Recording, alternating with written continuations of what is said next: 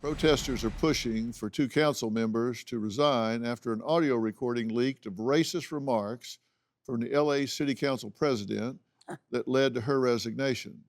Now, civil rights attorney and president of Transformative Justice Coalition, Barbara Arnwine, is currently on a votercade, traveling to 14 states and 26 cities, getting people to pay attention to who is on their ballots. Now, I'm preaching the right message, am I not? Oh, yes, about we gotta vote. No, people don't understand that every single thing in your life is governed by some kind of form of government. And when you get up in the morning and you turn on the lights, that's regulated by government. When you wash your face, the water you use, regulated by government.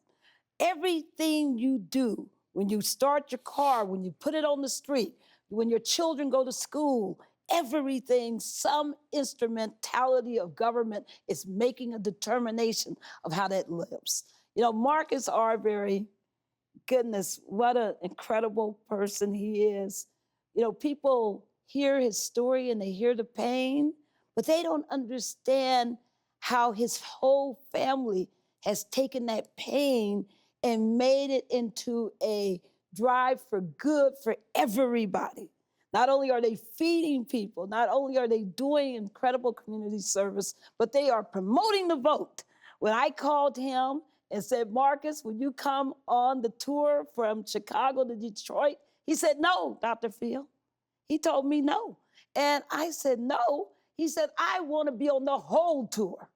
So don't just limit me to that. We got everybody to hear my message of how important it is to vote. And indeed, his two sisters, right now, the aunties of Ahmaud Arbery, have gone through a training to become voter registrars. And they're registering people right now. That's how serious this family's embrace of voting has become. I am so honored to travel with him. Well, I can see why. You know, we just heard him speak from his heart. Yes. And it goes to the importance, as you're saying, that we need to heal this country. We need to heal this divide. Yes.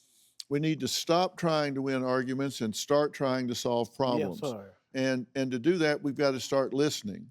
And we don't want people to just vote. We want them to be informed voters. Right. Get informed and then vote. Find out if they're doing what they said they were going to do. Sir. Get informed. If they were your employee working for you at a company, you would do a performance review. Do a performance review on the dog catcher, on the water commissioner, on the judge, on the sheriff, on everybody. Do a performance review, and if they're not doing their job, kick their butt to the curb and get somebody that will. Yes, sir.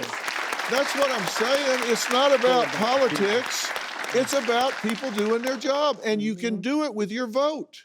And, you know, and the other thing that we got to think about is making sure that we have a truly representative government. I mean, I'm shocked that in most states, the state legislature is less than 30% women.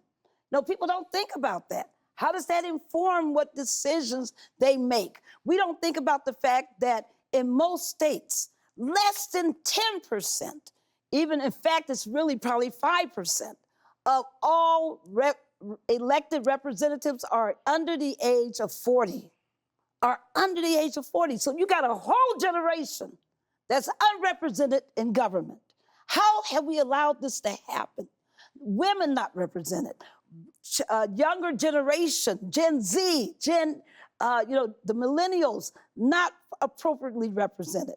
I mean, this is why we have to really get out there and vote, but we also got to encourage good people to run for office, right? Exactly. Because that's what makes the difference. Don't just vote for a personality because somebody can smile and hug you. No, vote for what their policy is that they're going to vote on. Do you have a story or a question for me? Click the link in the description and tell me what in the world is going on.